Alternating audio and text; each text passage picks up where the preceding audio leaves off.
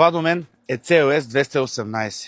За мое щастие, ние ще го разпродадем на части, но за ваше ще ви кажа 5 неща, които знам за него от работата ми, които ще ви бъдат интересни. Първо, в CLS 218 като сериен автомобил разполага с технологията LED фарове. През тогавашната година се появява един огромен шок за всички клиенти на Mercedes и то от факта, че на този автомобил CLS Sport има сложен двигател 651 с 204 конски сили.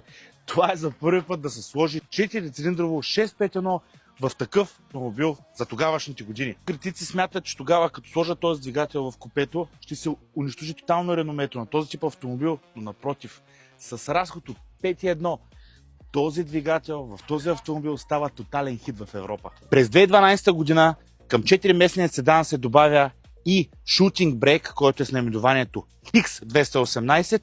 Идеята тук е спортният дизайн да бъде към него прикрепен и една елегантна практичност, този агресивен вид на самия автомобил, но да може и да има място за повече багаж. Интересното е един факт, че има опцията подът на Shooting Brake да бъде направен с американска череша и по този начин да изглежда като пода на една луксозна яхта. Съответно тази екстра струва 5000 евро към тогавашната 2014 година. Неща се случват за първи път едновременно в това купе зад мен. Нещо е, за първи път е слагана 9-степенна скорост на кутия, 9 джетроник, всички до тогава са били с 7 джетроник.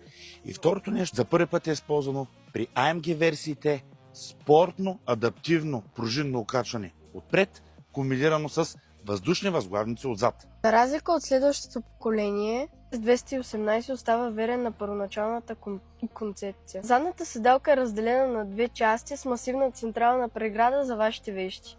Ако вие си търсите CLS и с времето искате да карате такъв автомобил, преглеждайте задният мост отново за дефекти, които са останали от 212 и 204 и запомнете, това е единственият автомобил с първите 400% алуминиеви врати.